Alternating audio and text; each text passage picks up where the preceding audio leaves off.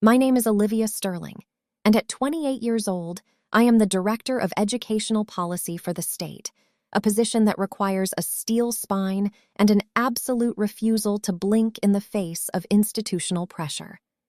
5 years of drafting legislation and 3 years of overseeing a $42 million budget have taught me that the truth is not something that simply exists. It is something you must architect, stone by stone, until the weight of it is undeniable. But as I stand here today, gripping the edges of the mahogany lectern in the grand auditorium of Riverside State University, the air conditioning humming at a precise 68 degrees against the humid afternoon, I am not thinking about policy or budgets. I am thinking about the taste of salt spray and the sound of a 2011 silver Honda Civic engine struggling to turn over while the sky turned the color of a bruised plum. I am thinking about the night my father, Arthur Sterling, decided that his reputation was worth more than his youngest daughter's life. I don't care if it's a Category 4 hurricane, Olivia. I told you to get out. I don't need a sick, delusional daughter under my roof. Pack your things or I'm calling the precinct. Those were the last words he spoke to me when I was 15 years old, delivered with the same cold, calculated precision he used to manage million-dollar construction projects for the city. My father was a man of blueprints and deadlines, a senior project manager who believed that any deviation from his planned aesthetic was a structural failure that needed to be demolished. That night, the structural failure was me. I was standing in the foyer of our home in Savannah, Georgia, a sprawling 4,000-square-foot colonial on Azure Court that smelled of lemon wax and expensive leather. Outside, Hurricane Matthew was beginning to scream through the live oaks, the wind gusts hitting 65 miles per hour, tearing shingles from the roofs of lesser houses. Inside, my sister Elena, who was 17 at the time, stood on the stairs, her fingers twisting a lock of her perfectly curled blonde hair, her eyes wide with a performative terror that she had practiced in the mirror. She had told him that I had stolen her prescription medication and sold it to kids at school, a lie so calculated and so devastating that it bypassed my father's logic and went straight to his pride. He didn't check my room. He didn't ask for proof. He simply looked at me with a disgust so profound it felt like a physical weight pressing against my chest. I remember the exact sound of the rain lashing against the hurricane shutters, a rhythmic, violent drumming that drowned out my pleas for a fair hearing. I was 15, shivering in a thin cotton hoodie and a pair of worn-out Levi's, holding a backpack that contained nothing but 3 textbooks, a change of clothes, and a framed photograph of my mother before the cancer took her. My father's face was a mask of granite, his jaw set in that way that meant the conversation was over. He wasn't just kicking me out, he was erasing me from the Sterling narrative. He reached for the wall-mounted telephone, his thumb hovering over the buttons to call the local precinct where he knew every officer by name, and I knew then that he would actually do it. He would have me arrested in the middle of a natural disaster just to prove that he did not tolerate filth in his home. I walked out into the storm, the wind nearly knocking me off the porch, and I didn't look back as I heard the heavy oak door click shut, the deadbolt sliding into place with a finality that echoed in my bones for the next 13 years. But I am getting ahead of myself. Now, let me take you back to the present, to this stage, where the lights are so bright they make the dust motes look like falling diamonds. I am wearing a charcoal gray tailored suit from Theory that cost me $1,200, and my hair is pulled back into a knot so tight it feels like an extension of my resolve. In the third row, seated among the university donors and the local board of education, are Arthur and Elena Sterling. They are here because they believe this is my moment of coming home, a narrative they have carefully constructed for their social circle over the last 6 months. They tell people I was a difficult child who needed tough love to find her way, and they take credit for my success as if they hadn't left me to drown in a Georgia swamp. They are smiling, Arthur in his charcoal Brooks Brothers blazer and Elena in a cream-colored silk blouse from Reformation, looking like the picture of upper-middle-class stability. They have no idea that the thumb drive plugged into the university's media server doesn't contain a speech about educational equity. It contains the digital footprints of the last 13 years of their lives. I spent those first years after the storm living in the back of that beat-up Honda, working 3 jobs, cleaning grease traps at a local diner for $9 an hour, filing papers for a local attorney who paid me under the table, and tutoring middle schoolers in algebra for $25 a session. I put myself through Georgia Tech, then won a fellowship to Vanderbilt for my master's in public policy. Every penny I earned was tracked in a black moleskin notebook, a ledger of my independence. I paid for my own health insurance, my own car repairs, and eventually, my own down payment on a $350,000 condo in the city. While I was building a life, I was also digging. Because as a director of educational policy, I have access to databases and investigative tools that most people don't realize exist. I found the emails Elena sent to her friends bragging about how she got the brat kicked out so she could have the basement to herself.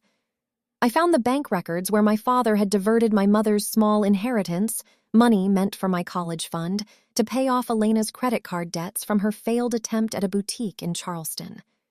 Standing at this lectern, I can feel the weight of the room.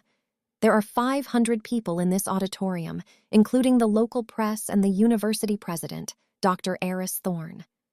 My father catches my eye and gives a small paternal nod, as if we are sharing a secret triumph. He thinks I am about to thank him. He thinks I am the prodigal daughter returning to the fold to validate his orderly world. I clear my throat, the sound echoing through the high-end Shure microphone system, crisp and clear. I don't look at my notes. I look directly at him. I begin not with a greeting, but with a quote from my father's own project management manual. A foundation built on a lie cannot sustain the weight of the truth. The silence in the room deepens, the kind of silence that usually precedes a car crash. I watch the smile on Elena's face falter just a fraction of a millimeter. She adjusts her Cartier love bracelet, the gold glinting under the stage lights, a habit she has when she's nervous. I describe the night of the hurricane in clinical, devastating detail. I talk about the wind speed, the 65 miles per hour that felt like a physical hand trying to push me back into a house that no longer wanted me.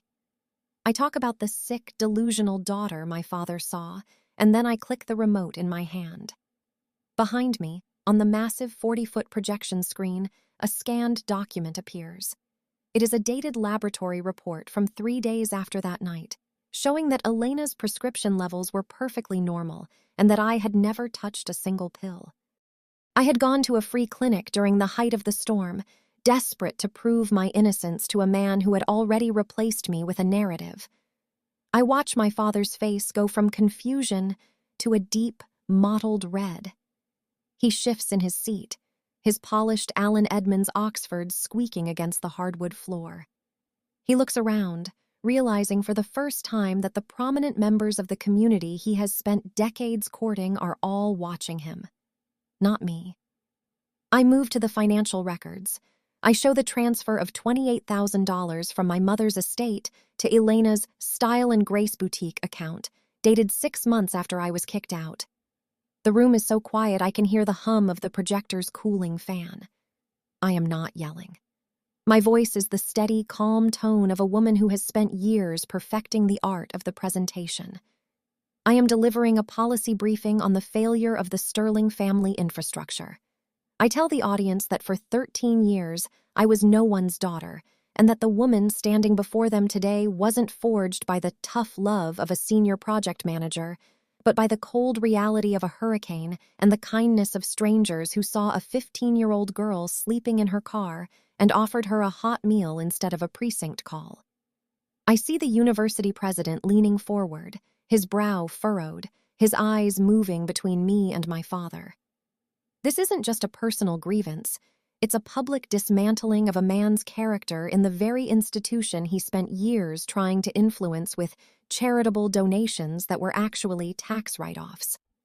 I finish the 12-minute speech by looking at Elena, who is now white as a sheet, her hand over her mouth. I don't feel anger anymore. I feel the immense, heavy relief of a structure finally settling into its true position. Family is not the name on a birth certificate or the roof over your head during a storm. Family is the integrity of the people who stand by you when the sky turns black and the wind starts to howl.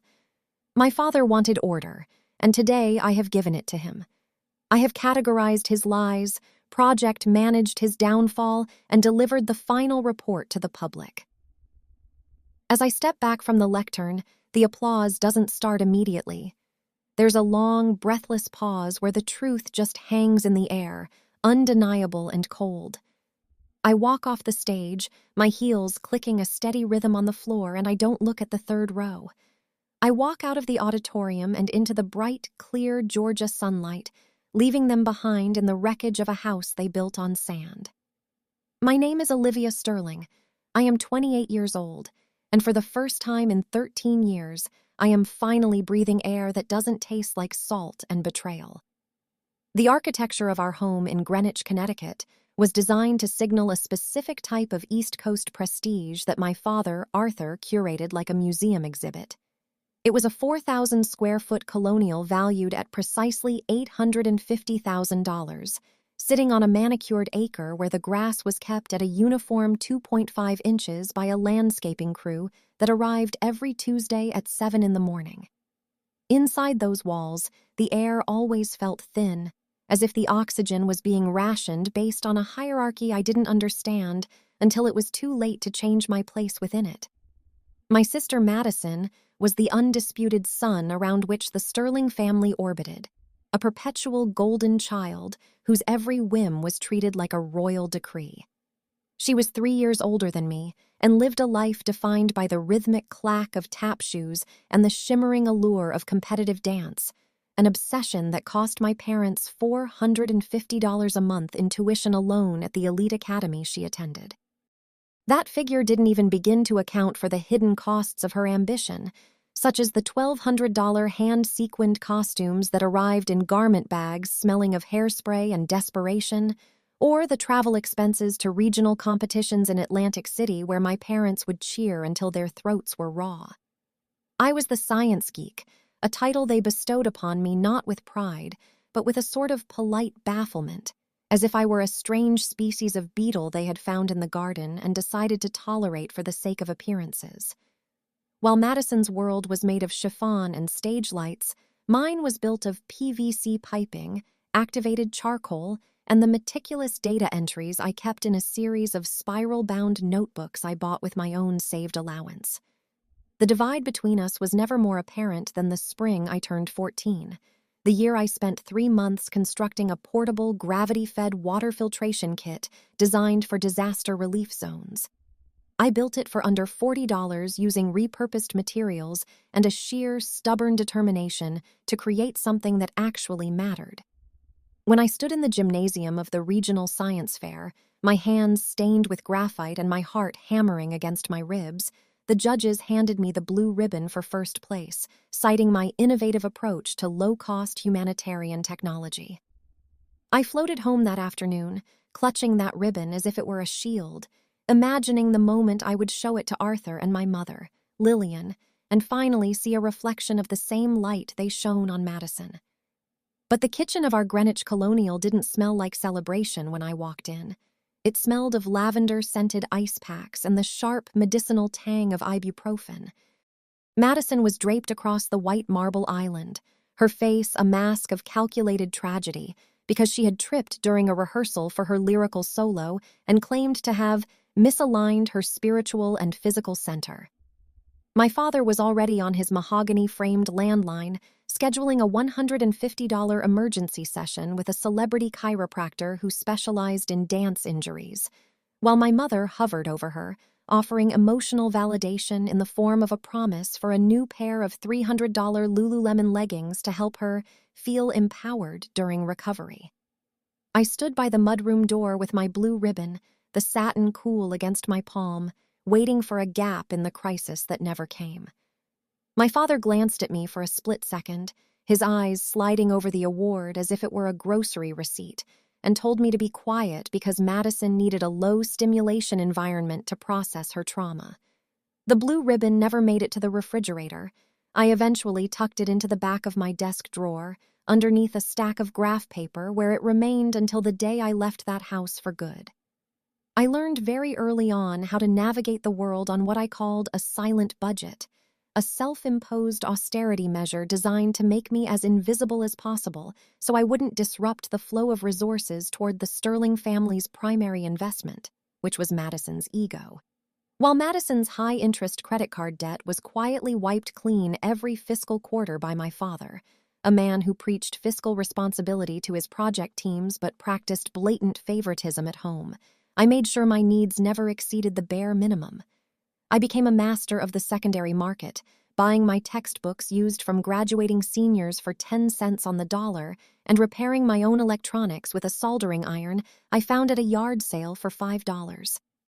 I watched the monthly bank statements that my father left on his desk, noting the line items for Madison's $600 highlight appointments at the salon and the recurring charges for her premium streaming services and boutique fitness memberships.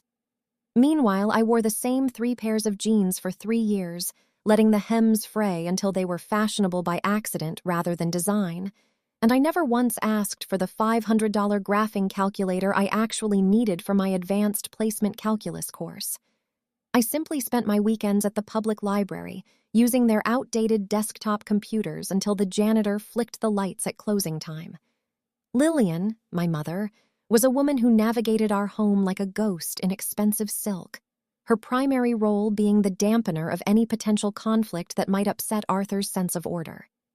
She was the one who managed the social optics of the family, ensuring that the Christmas cards we sent out featured Madison in her most ornate dance costume, while I was usually relegated to the background, wearing a neutral-colored sweater that helped me blend into the mahogany paneling of the library.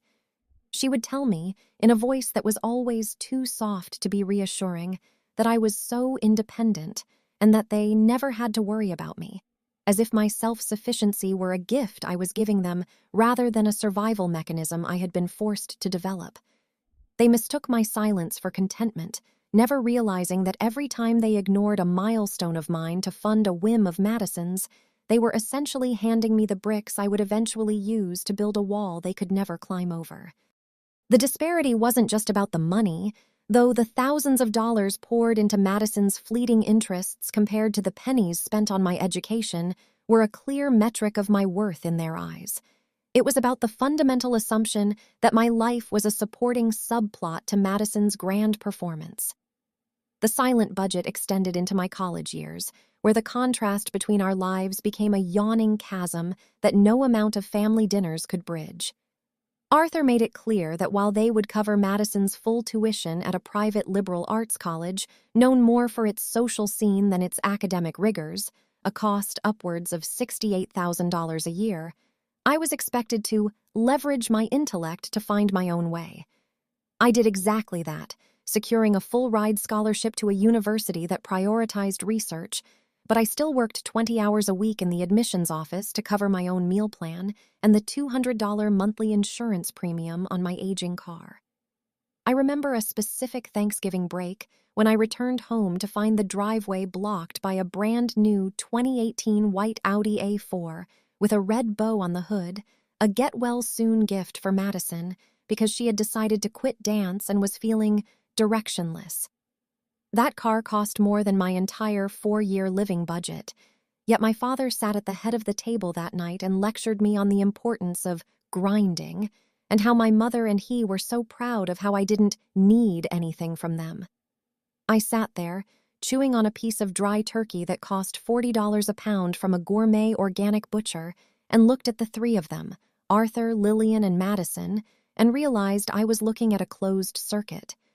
They provided each other with the drama, the validation, and the financial bailouts that kept their collective delusion alive, while I was merely a witness they expected to applaud from the shadows.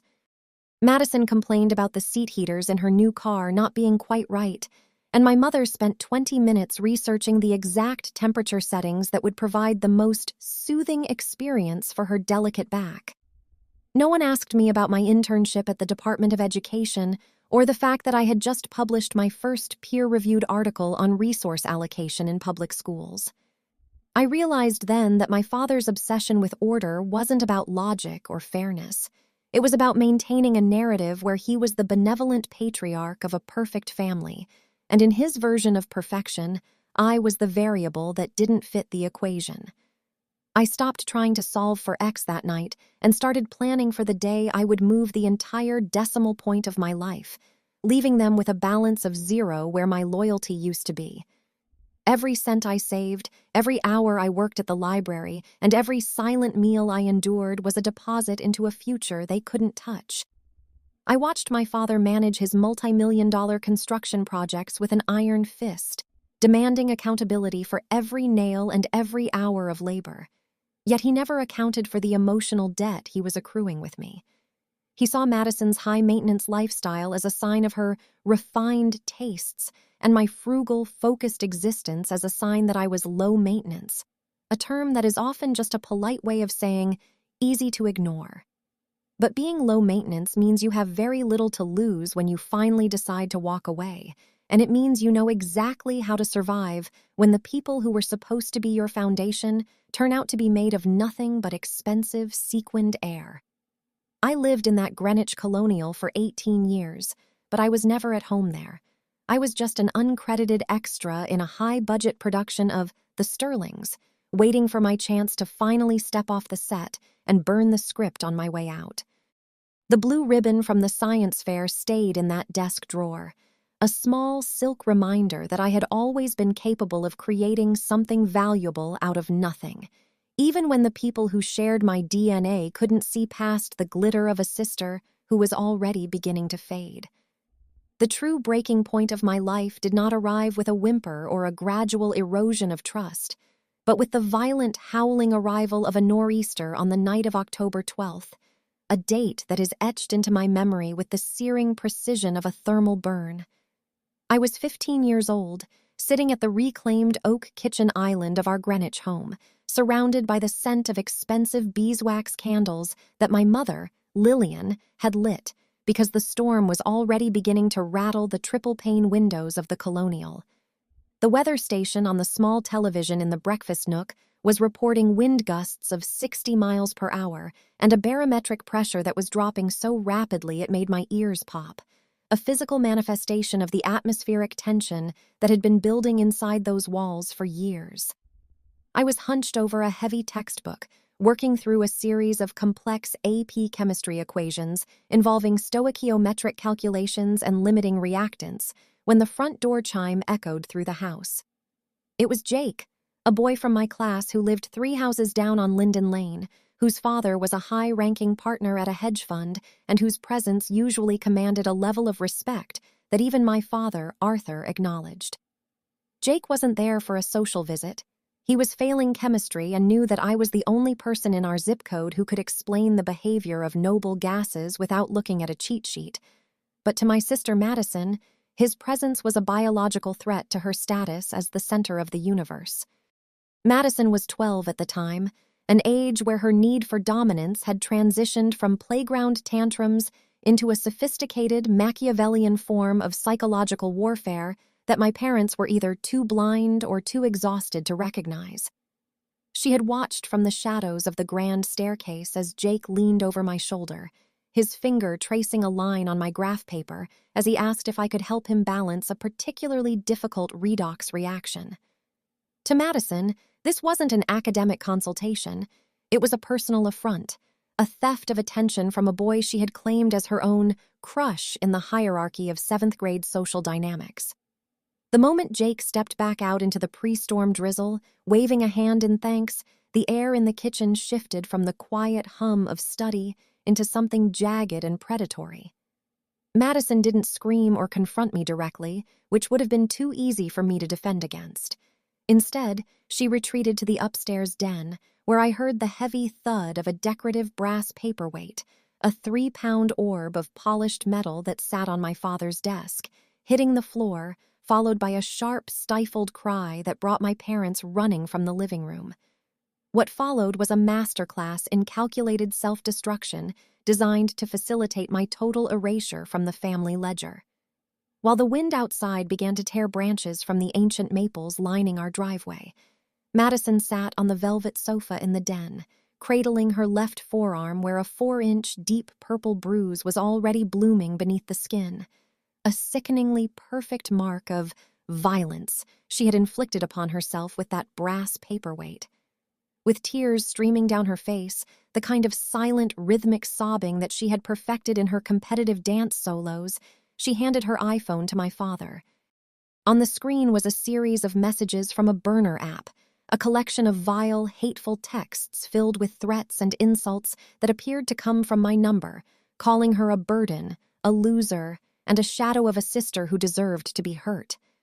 I stood in the doorway, my chemistry notes still in my hand, watching as the digital fiction she had spent the last hour meticulously crafting was accepted as absolute, unvarnished gospel by the two people who were supposed to know the shape of my soul.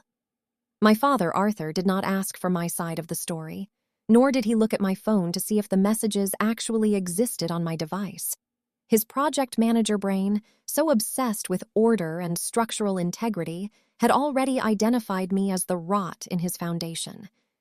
At exactly 8:14 p.m., just as the power in the house flickered and the overhead recessed lighting dimmed to a ghostly amber, he reached into the hall closet and pulled out a black nylon duffel bag that I used for track practice. With a grunt of pure, unfiltered loathing, he threw it at my feet, the heavy zipper clattering against the marble floor like a gunshot. He told me to get out, his voice a low, vibrating growl that held more conviction than I had ever heard when he spoke of his love for me, calling me sick, a bully, and a delusional girl who didn't deserve the shelter of his roof. I looked toward my mother, Lillian, hoping for a flicker of maternal instinct or even a moment of doubt, but she didn't even look up from her chilled glass of Santa Margherita Pinot Grigio, her gaze fixed on the television screen where the weather radar showed a massive, swirling mass of red and purple headed straight for our coordinates. She had chosen the path of least resistance, which in our house always meant sacrificing me to appease the storm of Madison's making.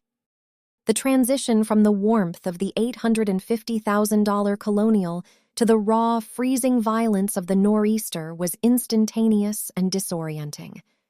I was pushed through the heavy oak front door with such force that I stumbled onto the porch, the wind immediately whipping my hair across my face like wet lashes. The rain wasn't falling. It was moving horizontally, a gray curtain of water that felt like needles against my skin as the temperature hovered at a brutal 39 degrees. I stood there for a moment, clutching the duffel bag which contained nothing but a few pairs of socks, my chemistry textbook, and a damp hoodie, expecting the door to open, expecting someone to realize that sending a 15-year-old girl out into a Category 4 storm was a bridge too far even for them. But the deadbolt clicked, a heavy, metallic sound that signaled the end of my life as Olivia Sterling, and the porch light was extinguished, leaving me in a darkness so thick and absolute that I literally could not see my own rain-soaked boots on the pavement. The walk down the driveway felt like navigating a minefield of falling debris and surging water. The wind was gusting at 65 miles per hour, making it nearly impossible to keep my balance as I navigated the familiar path that now felt like an alien landscape. I could hear the sound of transformers blowing in the distance, bright blue flashes that lit up the horizon for a split second before plunging the world back into a watery abyss. Every instinct I had developed as a science geek told me that I was in a high-risk environment for hypothermia and blunt force trauma from falling limbs, yet the coldness in my chest was far more lethal than the rain. I realized, as I reached the edge of Linden Lane where the storm had already turned the gutters into rushing rivers of mud and leaves, that my father hadn't just kicked me out of a house. He had evicted me from the concept of safety. To him, the order of his household required a villain, and he was perfectly willing to let the Atlantic Ocean swallow me whole if it meant he could go back to the living room and comfort his injured golden child. I found myself walking toward the main road, my breath coming in ragged, freezing gasps as the rain soaked through my thin jacket and into my very bones. The streetlights were all dark, and the only sound was the roar of the wind through the power lines, a high-pitched, mournful shriek that sounded like the house itself was screaming. I was 15 years old, a straight-A student who knew the atomic weight of every element on the periodic table, Yet I had no idea where a person went when they were no longer a daughter. I thought about the $300 I had hidden in the lining of my backpack, money I had painstakingly saved from tutoring and odd jobs, and realized it was the only thing standing between me and the total oblivion of the night. My father's words echoed in my head with every step. "You're sick. You're a bully." A mantra of condemnation that he had used to justify his own cowardice. He didn't want to see the bruise Madison had made herself, because that would mean acknowledging he had raised a monster. It was much easier to believe I was the one who was broken. The hyper-realism of the moment was overwhelming. The smell of ozone and wet asphalt, the weight of the waterlogged duffel bag pulling at my shoulder, and the rhythmic slosh of my boots as they filled with ice-cold runoff. I reached the intersection of Post Road, where the commercial district began, and saw the dim, flickering neon sign of a 24-hour diner that was running on a backup generator. It was the only light for miles, a small, greasy beacon in a world that had gone completely dark. As I pushed against the wind to reach the door, my hands numb and my vision blurred by the salt and the rain, I looked back toward the direction of our neighborhood. I couldn't see the Colonial, of course, but I could imagine them inside, the fireplace crackling, Madison being tucked in with an extra blanket, and my father checking the locks to make sure the threat was kept outside. They were safe in their lies, wrapped in the expensive insulation of a Greenwich lifestyle, while I was standing on the edge of a highway, a 15-year-old ghost created by a paperweight and a Pinot Grigio. I walked into the diner, the bell above the door chiming a lonely, metallic greeting. And I knew in that instant that I would never, ever go back to a place that required me to be small enough to fit inside their narrow, cruel definitions of family. The transition from the sheltered, high-end reality of a Greenwich Colonial to the raw, predatory environment of Route 1 during a nor'easter was a descent into a sensory nightmare that my 15-year-old mind was entirely unprepared to process. 3 hours after the heavy oak door of my father's house had clicked shut with the finality of a guillotine, I found myself stumbling along the shoulder of the highway, the wind now gusting at a sustained 70 miles per hour, and the rain transformed into a blinding horizontal sheet of ice-cold needles. My boots were heavy with gallons of muddy runoff, and my fingers had long since lost all sensation, feeling like stiff, useless wooden pegs as I tried to adjust the strap of my sodden duffel bag. The world had shrunk to the narrow beam of my own fading internal resolve until the darkness was suddenly shattered by a pair of blinding HID headlights reflecting off the torrential downpour. I remember the high-pitched squeal of tires on slick asphalt, the smell of burnt rubber and ozone, and then a sudden bone-jarring impact that sent me spiraling into the wet abyss of the roadside.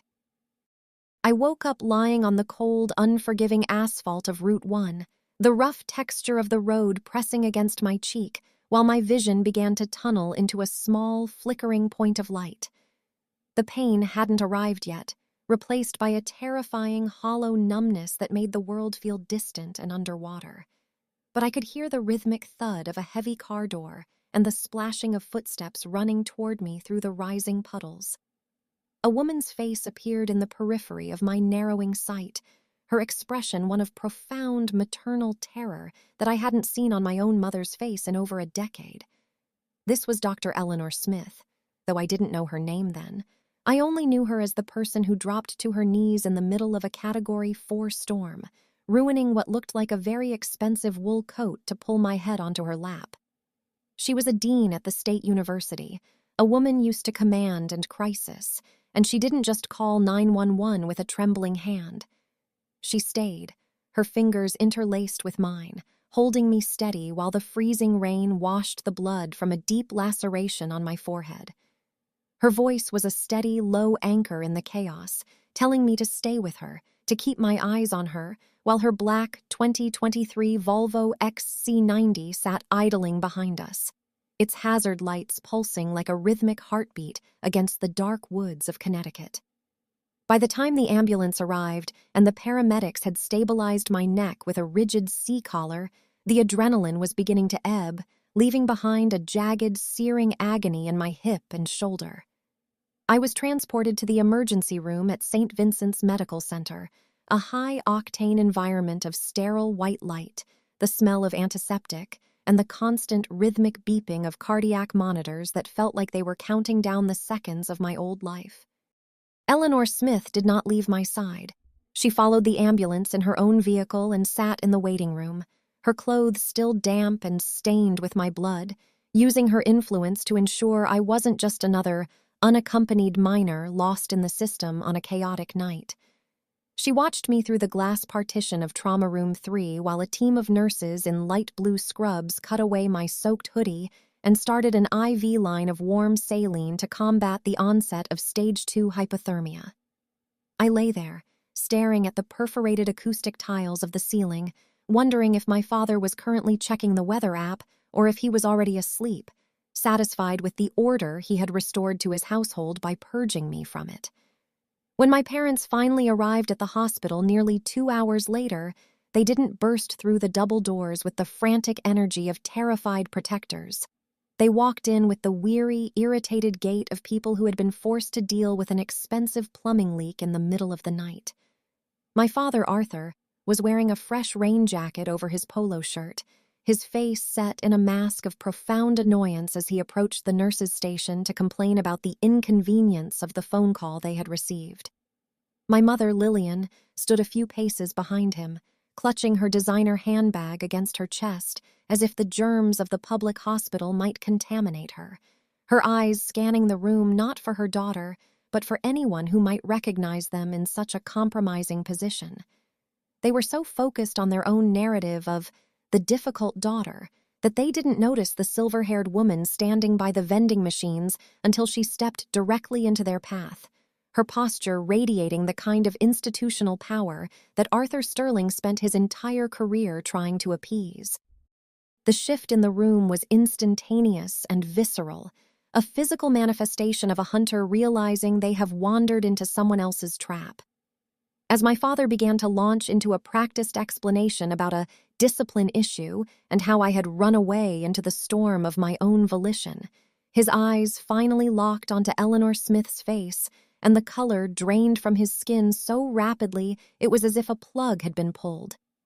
His hands, usually so steady when he was directing multi-million-dollar construction bids, began to shake with such violence that his Mercedes car keys slipped from his grip, clattering loudly against the linoleum floor with a metallic ring that seemed to echo through the entire ER. He knew exactly who she was. Eleanor Smith wasn't just a witness to his cruelty, she was a woman who sat on the state's Executive Oversight Committee, the very person who had the unilateral power to blackball his firm from every lucrative state contract for the next decade. He was looking at the literal embodiment of his professional demise, a woman who had seen the structural integrity of his character and found it fundamentally compromised. Eleanor didn't raise her voice, but the weight of her words felt heavier than the SUV that had struck me on the highway. She looked Arthur directly in the eye, her gaze cold and unwavering, and she repeated his own excuse back to him with a lethal academic precision. "A discipline issue involving a child in a Category 4 hurricane?" she asked, her voice carrying across the quieted hallway of the trauma center, ensuring that every nurse and security guard within 20 feet heard the accusation. She didn't wait for him to stammer out a defense or for my mother to offer a hollow apology. She simply leaned in closer, her voice dropping to a dangerous, crystalline whisper that felt like a death sentence. She informed him that the social worker was already on her way, that a formal report of child endangerment had been filed the moment I was admitted, and that her own testimony regarding the state of my clothes, the lack of a proper coat, and the sheer distance I had traveled from their home would be included in the discovery. The order my father had so meticulously maintained in his Greenwich Colonial was dissolving in the fluorescent light of the ER, replaced by the cold, hard reality of a legal and professional reckoning he could not manage or manipulate. I watched this from the gurney, my vision still slightly blurred, but my mind finally beginning to grasp the magnitude of the shift that had occurred. For years, my father had used the threat of the law and the precinct to keep me in a state of perpetual fear, using his status to ensure that my voice would never be heard over his own. But in the span of 3 hours, the universe had provided a counterweight in the form of a woman who held more power in her fountain pen than he did in his entire firm. I saw my mother's mouth hang open, a silent O of realization that the social circles she valued more than her own flesh and blood were about to be closed to her forever once the news of a CPS investigation hit the local papers. They weren't worried about my broken ribs or the concussion that made the room spin. They were terrified of the social worker, a word that to them represented the ultimate failure of their carefully curated aesthetic. Eleanor Smith turned away from them as if they were nothing more than a minor administrative error and walked back to my bedside, placing a warm, steady hand on my shoulder that served as a physical barrier between me and the people who shared my DNA. She told me that I was safe now, and for the first time in 15 years, I actually believed it, because the safety wasn't coming from a house with a marble island or a manicured lawn. It was coming from the truth, delivered by a stranger who had seen the blood on my forehead and decided that the cost of silence was too high. As the social worker rounded the corner with a clipboard and a look of grim determination, I saw my father sink into a plastic waiting room chair, his head in his hands, finally crushed by the weight of a storm he thought he could control. The nor'easter was still howling outside, shaking the hospital's reinforced windows, but the internal weather of my life had finally broken, leaving behind a clear, cold path toward a future where I would never again have to ask for permission to exist. My name is Olivia Sterling, and that night on Route 1, I didn't just survive a car accident. I survived the people who were supposed to love me, and I did it with the help of a woman who knew that a foundation built on a lie is destined to collapse under the first sign of rain. I never went back to the Colonial on Azure Court, and I never again stepped foot on the manicured 2.5-inch grass of my father's meticulously ordered estate, because the moment that heavy oak door clicked shut in the middle of a nor'easter, the girl I used to be was effectively dead. I spent the first 4 days of my new life in Ward 4B of St. Vincent's Medical Center, a sterile, quiet recovery wing where the air smelled of industrial-grade floor wax and the rhythmic shush of the nurses' rubber-soled shoes provided a soundtrack to my transformation. My physical injuries were a laundry list of trauma that the medical staff charted with clinical detachment. 3 fractured ribs on my left side, a grade 2 concussion that made the world tilt whenever I tried to sit up, and a deep, jagged laceration on my forehead that required 14 stitches and left a thin, silvery lightning bolt of a scar just above my eyebrow. But while my body was being repaired with warm saline and high doses of ibuprofen, my mind was beginning to architect a future that my father, Arthur Sterling, could never have predicted in his most calculated project management spreadsheets. On the 5th day, when the hospital social worker signed off on my temporary placement, I didn't go to a state-run group home or a foster facility. I moved into Dr. Eleanor Smith's guest suite, a sanctuary of intellectual quietude located in an elegant brick Tudor just 3 blocks from the university campus. The guest suite was a revelation of what a home could actually be when it wasn't built on a foundation of performance and favoritism, featuring a small private library of over 200 leather-bound books and a wide bay window that offered a sweeping view of the campus's ancient elms and the stone spires of the graduate library. Eleanor didn't treat me like a discipline issue or a charity case. She gave me a key, a laptop, and the first thing I had ever truly owned that felt permanent, her unshakable belief that my intellect was my greatest weapon. I spent the next decade of my life not just recovering, but building what I came to call my arsenal of truth, a systematic collection of evidence designed to dismantle the Sterling family narrative brick by brick. I didn't just study for my exams. I tracked every interaction, every financial movement, and every legal document that crossed my path with the obsessive detail of a forensic accountant. I kept a thick, expanding manila folder in the bottom drawer of my desk, labeled in cold black ink as Case 2013-OS, which served as the physical manifestation of my resolve to never again be a victim of someone else's convenient fiction. Inside that manila folder was the cornerstone of my defense, the original police report from the night of October 12, 2013, which documented my location on Route 1 and the specific atmospheric conditions that my father had deemed acceptable for a 15-year-old girl to navigate alone.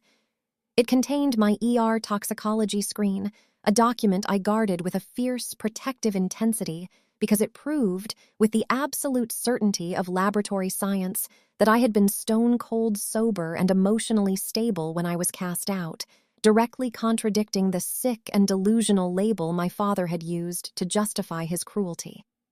As I progressed through my undergraduate years and into my master's program at Vanderbilt, the folder grew to include the 501c3 incorporation paperwork for the Second Chances Scholarship Fund, a nonprofit organization I established to provide emergency housing and tuition assistance for displaced teens who had been discarded by their families. Watching the balance of that fund grow over the years from a few $1,000s to exactly $212,400 was a form of therapy that no counselor could provide, as every dollar raised represented a direct rebuttal to my father's claim that I was a worthless and destructive influence.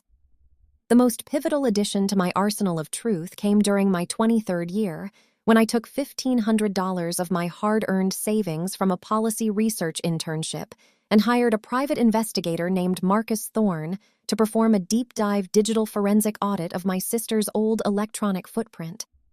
I had never forgotten the burner app messages that had been the final nail in my coffin, and Marcus was able to recover the deleted metadata from a backup cloud server that Madison had been too arrogant or too technologically illiterate to properly scrub.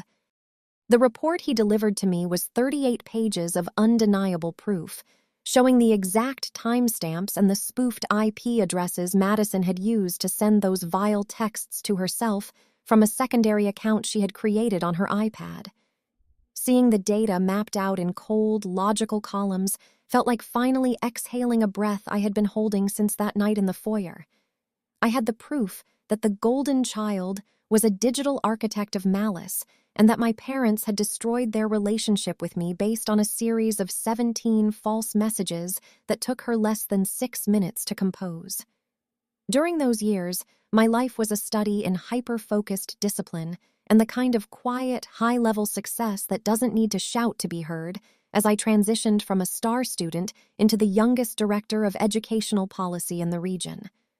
I lived in a 500-square-foot apartment that I kept as clean and organized as a laboratory, furnished with a high-end Herman Miller chair and a sleek charcoal-gray desk where I spent my nights drafting legislation and my weekends refining my case against the Sterlings. I knew exactly how much my life cost, down to the $24 monthly fee for my professional liability insurance and the precise $48 I spent each week on organic groceries from the local co-op, because financial independence was the only way to ensure they could never pull a lever on my life again. I watched from a distance as my father's firm took on increasingly risky municipal contracts, and I saw on social media that Madison had transitioned from a failed boutique owner into a lifestyle influencer who specialized in portraying a family life that was as polished and hollow as a Christmas ornament. They were still living in the $850,000 Colonial, still drinking the expensive Pinot Grigio, and still telling anyone who would listen that they hoped I was doing well despite my troubled history, completely unaware that the girl they had left in the rain had become the woman who held their entire reputation in a manila folder. Eleanor Smith remained my mentor and my chosen family, a woman who showed me that power isn't about the volume of your voice, but about the weight of your evidence and the integrity of your actions. On the night I was promoted to director, we sat on her back patio, drinking tea and looking at the fireflies, and she told me that the greatest revenge wasn't a scream, but a silent, perfectly timed presentation of the facts.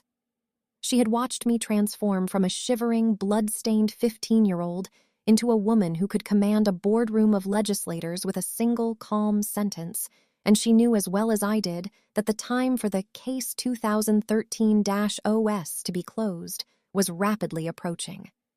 I had spent 10 years gathering the structural blueprints of their lies, and I was now ready to initiate the demolition of the Sterling legacy with the same cold, calculated precision my father had once used on me. The manila folder was no longer just a collection of papers. It was a loaded weapon of truth, and as I looked at the silvery scar on my forehead in the reflection of the glass door, I knew that the storm I was about to bring back to Azure Court would be far more devastating than any nor'easter could ever hope to be. I didn't feel the heat of anger anymore, only the cool, refreshing clarity of a scientist who has finally completed a long-term study and is ready to publish the results for the world to see. I knew the exact market value of my father's reputation. I knew the specific loopholes in his corporate filings, and I knew that Madison's entire influencer brand was built on a foundation of digital fraud that would collapse the moment I released the forensic report. My arsenal of truth was complete, and as I sat in the quiet library of Eleanor's guest suite for the last time before moving into my own home, I realized that I wasn't just Olivia Sterling, the discarded daughter. I was Olivia Sterling, the woman who had project managed her own salvation. The 13 years of silence they had given me were about to be repaid with 12 minutes of absolute, unvarnished reality delivered on a stage they had invited me to stand on, and for the first time since 8:14 p.m. on October 12, 2013, I felt like the air was finally mine to breathe. I was 28 years old. My salary was a public record of my worth, and the manila folder was tucked securely into my briefcase, ready to turn their perfect world into a ruin that no amount of hand-sequined costumes or Brooks Brothers blazers could ever hope to repair. The date was May 19th, a day characterized by a crystalline blue sky and a humidity level of exactly 42%, the kind of pristine New England morning that my father, Arthur Sterling, would have categorized as architecturally perfect for a public display of family success. We were gathered at the Riverside State University Stadium, a massive concrete and steel structure that hummed with the collective energy of 2,400 graduating students and their families, a sea of black polyester robes and fluttering commencement programs that smelled faintly of recycled paper and nervous anticipation. My parents, Arthur and Lillian, were seated in Section 102, Row F, occupying seats 12 and 13, positions they had likely secured months in advance to ensure an unobstructed view of the stage where their golden child, Madison, was set to receive her degree in communications. They were wearing identical gold-plated Proud Parents pins on their lapels, a small but significant detail of their carefully curated public image, sitting with the rigid, self-satisfied posture of people who believed they had successfully managed the narrative of their lives to a triumphant conclusion. They were waiting for Madison to walk across that stage, a moment they viewed as the ultimate validation of their orderly parenting, completely unaware that the guest keynote speaker listed on the program as a surprise high-level state official was the very daughter they had erased from their history 13 years ago. I stood in the wings of the commencement stage, shielded from the sun by a heavy velvet curtain, feeling the cool weight of the microphone pack clipped to the waistband of my $1,200 Navy Armani suit, a garment tailored so precisely it felt like a suit of armor designed for a professional execution. Around my neck, I wore Dr. Eleanor Smith's heirloom pearls, a gift she had handed to me that morning with a silent, knowing nod that carried more weight than any words my biological mother had ever spoken to me. I did not look like the sick, delusional daughter my father had shoved into a Category 4 hurricane. I looked like the director of educational policy who oversaw a $42 million budget and who had personally authorized the Second Chances Scholarship Fund that was currently paying the full tuition for 15% of the graduating class sitting in the rows before me. I could see my father through a gap in the curtain, his silver hair catching the morning light, his Brooks Brothers blazer immaculate, and beside him, Lillian was adjusting her designer sunglasses, probably calculating which photo of Madison would look best on their social media feed to maintain the illusion of their perfect two-child household. The university president, Dr. Eris Thorne, stepped to the lectern, his voice booming through the stadium's JBL line array speaker system as he began the introduction for the special keynote guest, a woman he described as a visionary in state educational reform and a champion for displaced youth. I watched my father lean forward, his project manager's instinct for prestige kicking in, his face lighting up with the practiced interest he reserved for people of high institutional rank. He had no idea that the visionary being described was the same girl who had slept in a 2011 Honda Civic while he was wiping Madison's credit card debts clean. As my name was finally announced, Olivia Sterling, a name that hadn't been spoken in their house for over a decade, I saw the physical transformation of my parents' bodies in real time, a slow-motion collapse of their skeletal structures as the reality of my presence hit them like a physical blow. Arthur's proud parent pin seemed to catch the light one last time before he slumped back into seat 12, his jaw dropping open in a way that signaled a total system failure of his internal logic, while Lillian's hand went to her throat, her fingers tangling in her own string of pearls as she realized the girl they had left for dead on Route 1 was now the most powerful person in the stadium. I walked out onto the stage with a measured, rhythmic gait that echoed the clicks of my $400 Italian leather pumps, the sun hitting my face and illuminating the thin, silvery scar on my forehead that served as my permanent Medal of Honor from the night of the nor'easter. The applause from the 2,400 students was deafening, a roar of genuine gratitude from the hundreds of second chances recipients who knew my story and saw me as the architect of their own futures. I reached the mahogany lectern and looked directly at Section 102, Row F, locking eyes with Arthur Sterling for the first time in 13 years. I didn't need to yell. The high-definition Shure microphone captured the steady, crystalline resonance of my voice as I began my address not with a greeting to the faculty, but with a direct reference to the structural integrity of truth. I told the graduating class that a degree is just a piece of paper if the person holding it is built on a foundation of lies, and I watched as Madison, sitting in the front row of the communications department section, turned as white as her graduation gown, her hands shaking so hard her program fell to the turf. The hyper-realism of the moment was profound. The smell of the freshly cut grass of the stadium field, the distant hum of a news helicopter recording the event from 3,000 feet, and the absolute tomb-like silence that fell over my parents' section as I detailed the exact cost of a human life when it is weighed against a family's reputation. I spoke about the silent budget of my youth, the $1,200 costumes and the $450 dance tuition that had been prioritized over my safety, and I saw several university donors in the front rows turn to look at Arthur and Lillian with expressions of dawning horror. I was not there to beg for their forgiveness or to seek a tearful reconciliation.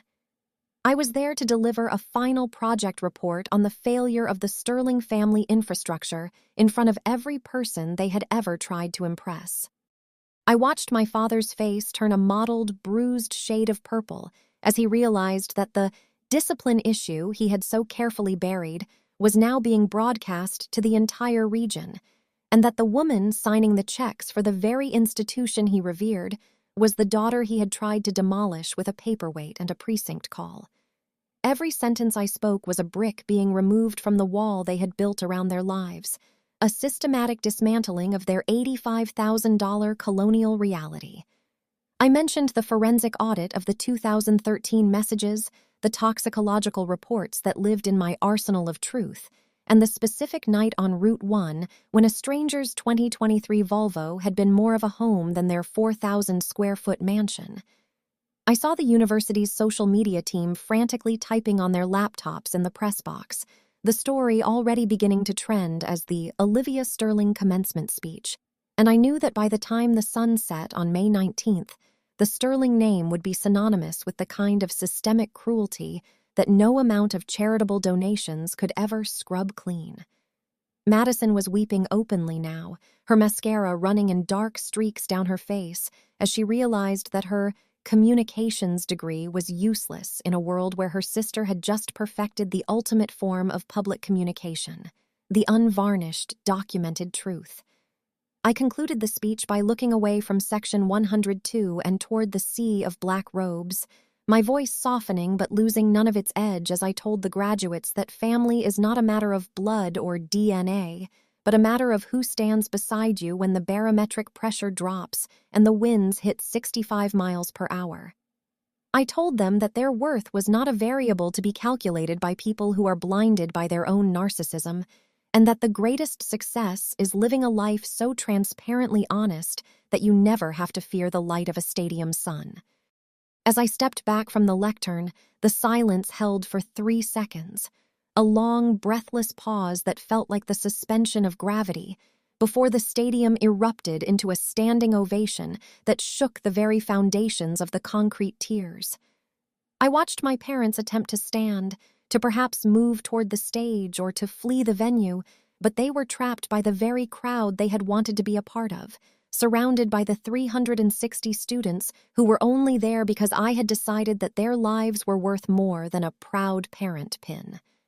I walked off that stage and into the air-conditioned sanctuary of the green room, where Eleanor was waiting with a glass of water and a look of absolute maternal pride that finally filled the hole my mother had left in my heart 13 years ago.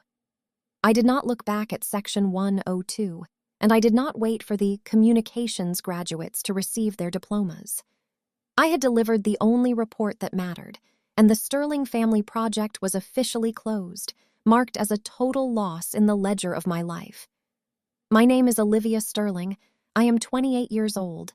I am the Director of Educational Policy, and on May 19th, I finally walked out of the wreckage of my childhood and into a future that I had built, stone by stone, truth by truth, until it was high enough to overlook the ruins of the people who thought they could break me.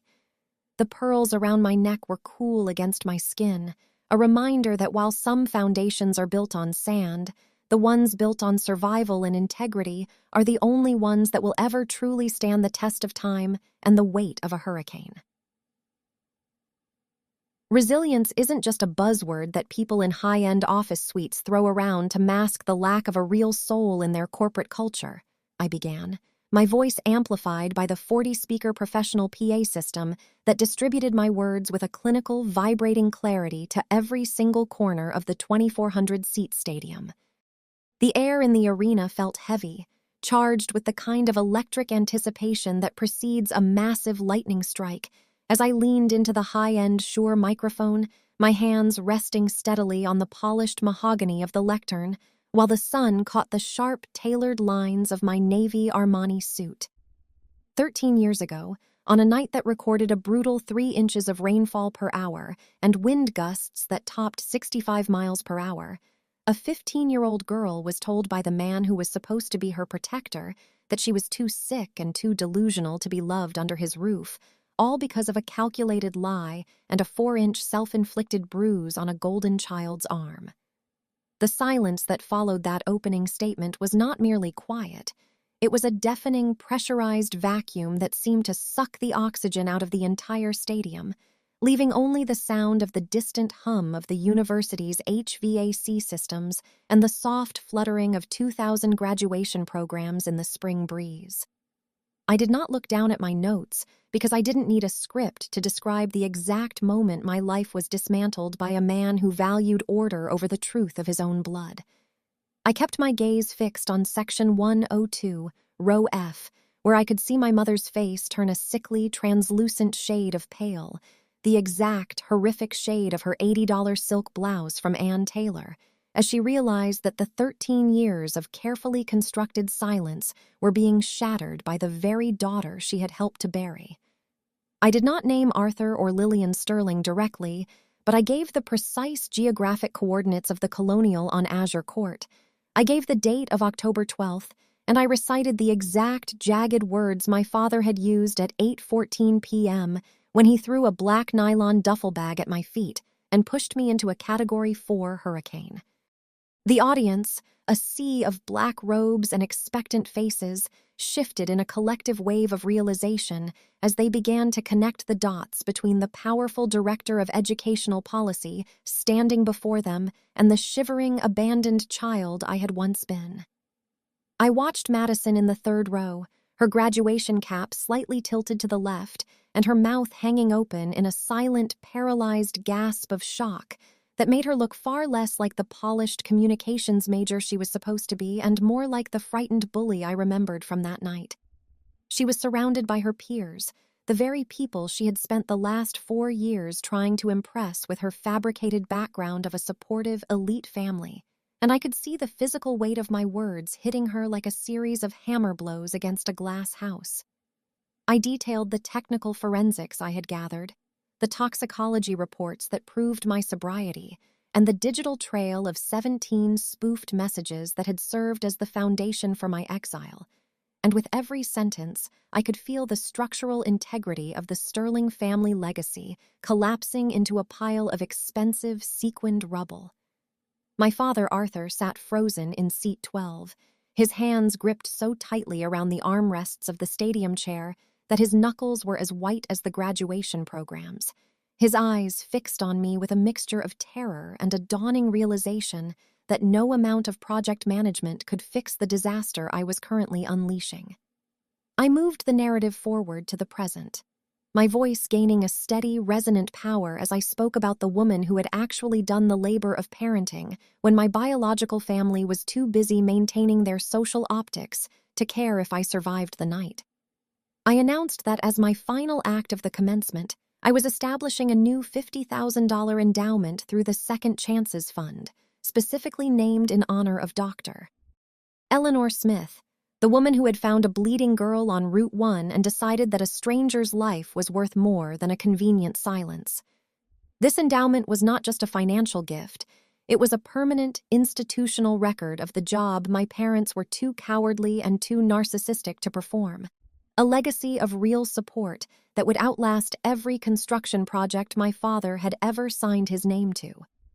Eleanor sat in the VIP box, her silver hair shimmering under the stadium lights, and for the first time in 13 years, I felt the circuit of my life finally close in a way that was grounded in justice rather than revenge. The standing ovation that followed my concluding remarks was not a polite ripple of applause. It was a 3-minute roar of primal collective validation that shook the very foundation of the concrete tiers and sent a vibration through the soles of my Italian leather pumps. 2,400 people stood up as one, a massive black-robed wave of human support that drowned out the memory of the wind and the rain from that night in 2013, their cheers serving as the final verdict on the Sterling family's order. Amidst that standing sea of people, my parents remained the only two figures still seated, two gray, frozen ghosts trapped in a crowd of thousands who now knew the exact nature of their secret. They looked small, diminished by the immense weight of the truth I had just placed on their shoulders, sitting in row F like a pair of relics from a world that had just been declared obsolete by the very daughter they thought they could delete from the ledger.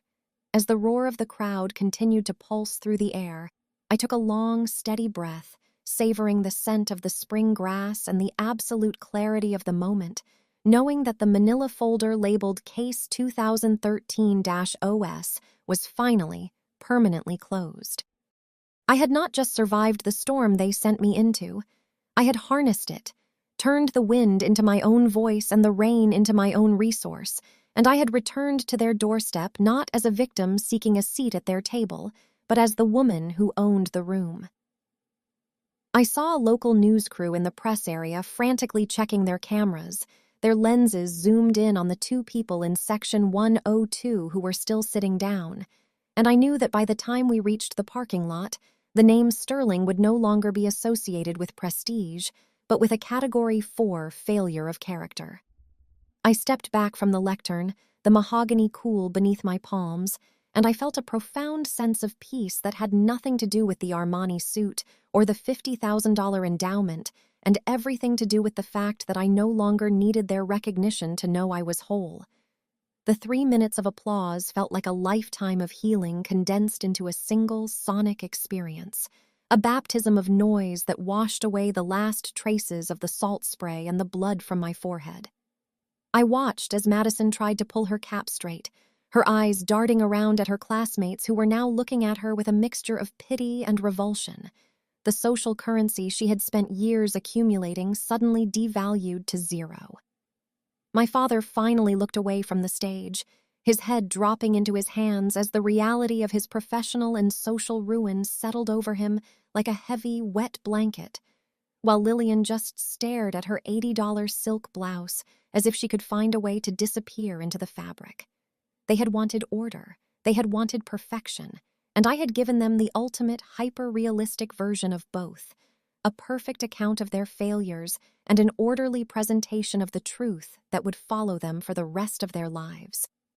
I walked off the stage with a calm, deliberate grace, my heels clicking a steady rhythm on the wooden floorboards that sounded like the final ticks of a clock winding down on the old Sterling era. My name is Olivia Sterling.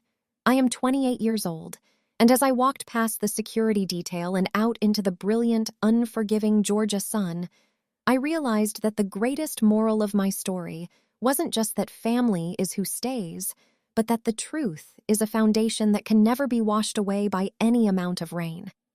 I was no longer a science geek or a sick daughter or a discipline issue. I was the director of educational policy, the founder of the Second Chances Fund, and the woman who had turned a hurricane into a legacy. I got into my car, a sleek midnight blue 2024 BMW i7 that I had paid for with my own salary, and as I pulled out of the university gates, I didn't look in the rearview mirror once. I was heading toward a home I had built for myself, leaving the ghosts in Section 102 to figure out how to live in a world that finally knew exactly who they were. The aftermath of my commencement speech was not a scene of chaotic screaming or a tearful cinematic reconciliation, but rather a cold, surgical extraction of the remaining sterling influence from the operating theater of my life. As I stepped off the stage and moved through the heavy industrial curtains into the quiet, dimly lit backstage area of the stadium, the air smelled of floor wax and old rigging, a stark contrast to the humid, electrified atmosphere of the arena I had just dismantled. I was adjusting the cuffs of my navy Armani suit when I heard the frantic, uneven rhythm of my father's polished Allen Edmonds Oxfords striking the concrete floor. Arthur Sterling approached me with a face that had aged 10 years in the span of 12 minutes, his silver hair disheveled and his proud parent pin hanging precariously from his lapel like a broken shutter on a condemned building. I did not yell, for a voice raised in anger is a voice that still cares, and I did not cry because the nor'easter of 2013 had long since washed away my capacity to weep for a man who viewed me as a structural defect. Instead, I stood my ground with the calculated stillness of a high-level executive, my hands steady as I reached into my leather briefcase and pulled out 2 precisely folded documents that represented the final audit of our biological contract. I did not wait for him to offer a hollow apology or a project manager's excuse for the hurricane he had forced me to navigate alone. I simply handed him a thick, cream-colored business card for a high-end trauma therapist in Greenwich, whose hourly rate was exactly $450, the same amount he used to spend on Madison's monthly dance tuition, alongside a formal cease and desist letter drafted by my attorney, Sarah Jenkins of Jenkins & Associates. The legal document was 6 pages of airtight 18-point font that outlined the permanent boundary I was placing between his world and mine, citing the digital forensics and the child endangerment reports as the ironclad basis for his total exclusion from my future. I looked him directly in the eye, seeing the reflection of my own unflinching resolve in his dilated pupils, and I spoke the words that finally severed the umbilical cord of his ego, telling him that I was no longer his daughter, Arthur, but a donor to the university he so desperately wanted to influence, and that he should never again confuse the two. The silence that followed was the sound of a legacy turning to ash, a quiet, terminal collapse of the Sterling hierarchy that left him standing in the shadows of a stadium he no longer had the right to inhabit. While my father stood paralyzed by the legal and emotional weight of that exchange, the digital world was already beginning the demolition of my sister's carefully curated existence. Madison's Golden Girl image, built on a foundation of hand-sequined costumes and social media filters, shattered within 90 minutes of the final processional as the video of my speech went viral on the university's subreddit and local community forums.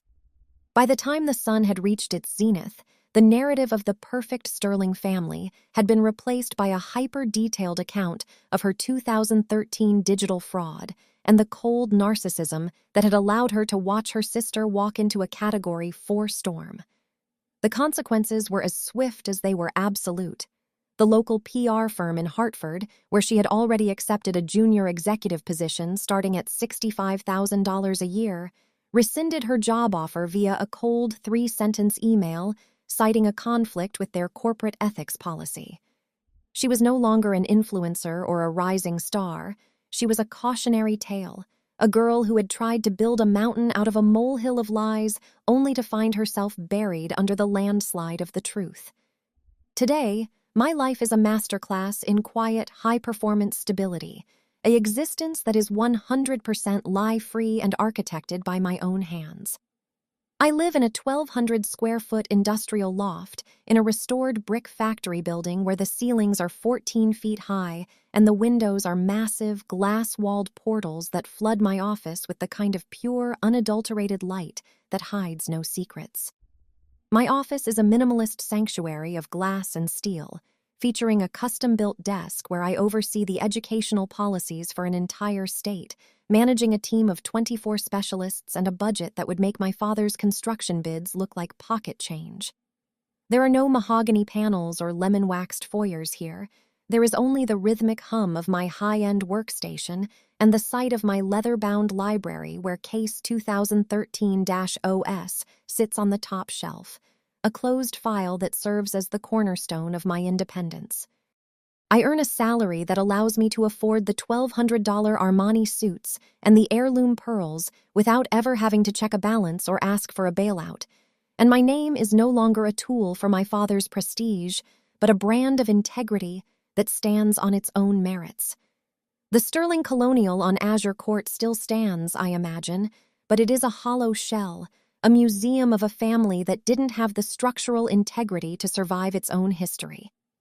I am told through the grapevine of state contracts that my father's firm has seen a 40% decrease in municipal bids since the commencement speech, as the public record of his discipline issues made him a liability to the very people he used to golf with at the country club.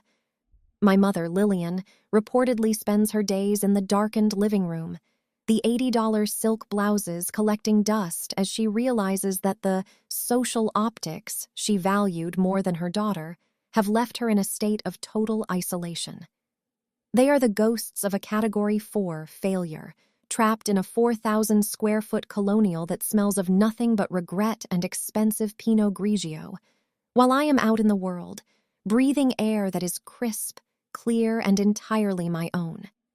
I have learned that family is not the people who share your blood, but the people who share your burden, and that the only way to truly save your own life is to be the one who decides what is worth keeping and what must be demolished to make room for the truth. My mornings now begin at 5:30 a.m., not out of a sense of forced obedience, but out of a genuine desire to witness the clarity of the dawn over a city I helped build through policy and persistence. I make my own coffee in a high-end Chemex, measuring the beans to the gram, appreciating the simple, honest chemistry of the process that requires no sequins and no lies to be perfect. When I walk into the State House, my heels clicking against the marble floors, I am not thinking about the 2011 Honda Civic or the sound of the deadbolt sliding into place on a night in October. I am thinking about the $28,000 scholarships I am signing off on for kids who have no one else to believe in them, and the $50,000 endowment that will ensure Dr. Eleanor Smith's legacy of kindness is as permanent as a mountain. I have moved the decimal point of my life so far to the right that the Sterlings are nothing more than a rounding error in my history, a small, dark speck on a horizon that is now vast and brilliantly lit. Every night, before I turn off the glass-walled lights of my office, I look at the thin, silvery scar on my forehead in the reflection of the window. and I don't see a mark of shame or a sign of a sick daughter.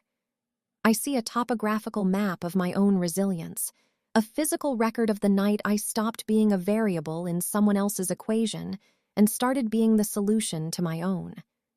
I have architected a life that is structurally sound, professionally elite, and emotionally autonomous, proving that the greatest revenge is not a mirror image of the cruelty you received, but a total surgical extraction from the reality of the people who tried to break you.